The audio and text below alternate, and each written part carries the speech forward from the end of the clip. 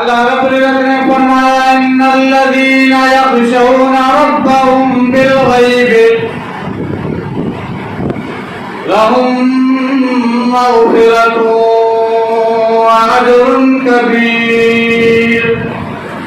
بے شک وہ لوگ جو ڈرتے ہیں اپنے رب العالمین سے، اللہ رب العزت نے فرمایا لهم مغفرۃ، میں ان کو دو پروانہ عطا کرتا ہوں، دو انعام عطا کرتا ہوں. پہلا انعام تو میں اس بندے کو یہ دیتا ہوں، میں اس کے لیے مغفرت کا پیغام فرشتوں کے ذریعے بھیج دیتا ہوں، تمہاری مغفرت ہو چکی ہے. وَأَجْرٌ کبیر، اور دوسرا انعام یہ ہوتا ہے کہ اس کو اجر ملتا ہے، اور کبیر یعنی بہت بڑا اجر. ایک صرف اجر یعنی ثواب، اور دوسرا بہت ہی بڑا ثواب ملتا ہے. وہ کب ملتا ہے؟ یخشون، جو لوگ اللہ پاک سے ڈرتے ہیں. وہ ڈر کیا چیز ہے؟ میں راستے سے جا رہا ہوں، راستے میں مجھے کچھ پیسے ملے، راستے میں مجھے موبائل ملی یا اور کوئی قیمتی زیور ملے، میں نے ادھر ادھر دیکھ کر کے کوئی نہیں دیکھ رہا، اٹھا کر کے جیب میں ڈالا، گویا کہ وہ چیز میں نے نہ دیکھی نہ اٹھائی.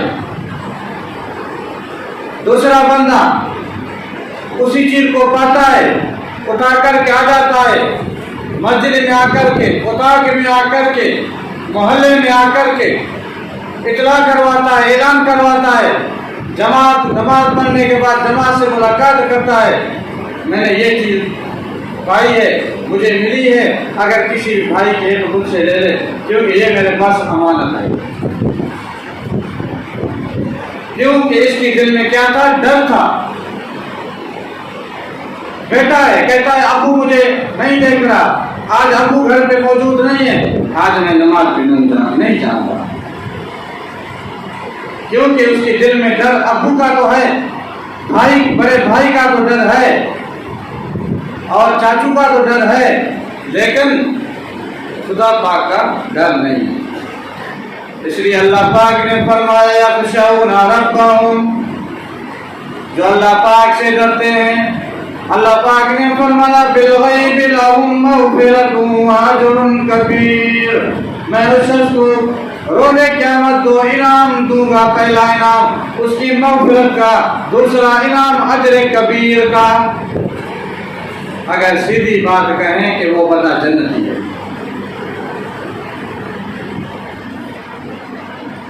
تو ہمیں اس چیز سے یہ درس ملتا ہے کہ اللہ پاک کا خوف رکھا کرے ہر حال میں.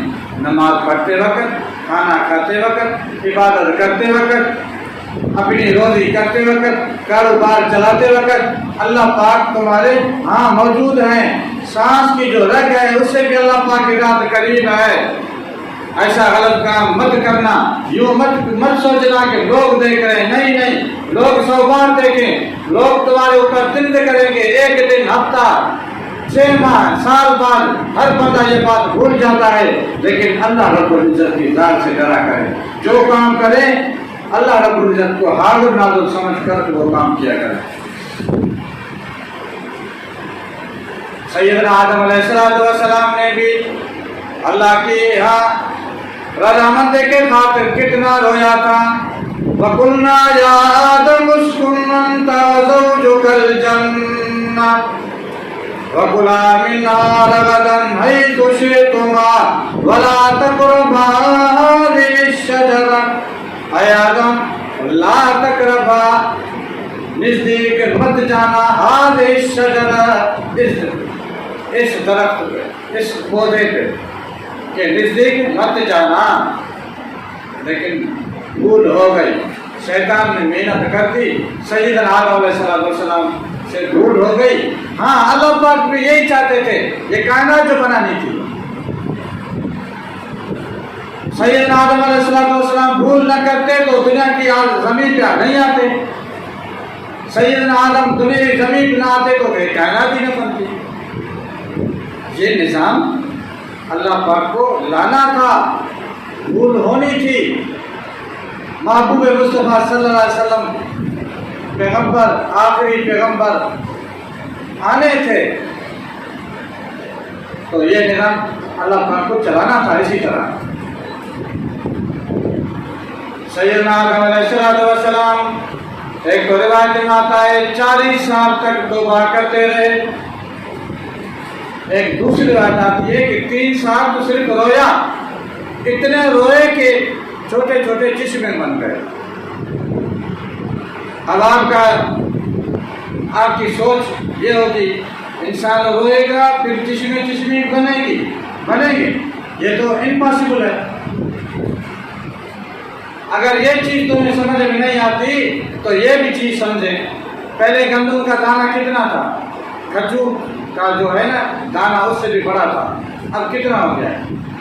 पहले इंसान कितना था, सैयदना आदम अलैहिस्सलाम का जो कद मुबारक था कितना था, 60 हाथ कद था, और 7 हाथ चौड़ाई, सीने की चौड़ाई 7 हाथ और 60 हाथ से लंबाई। अब अंदाजा करें कितना कद हुआ, कितनी चौड़ाई, बाद में उसकी आंखों में पानी भी इतना होता था। सैयदना आदम अलैहिस्सलाम 3 साल तक रोए, अल्लाह रब्बुल इज्जत की तरफ से वही नाज़िल हुई, फतलक्का आदम मिन रब्बिही कलिमातिन फताबा अलैहि।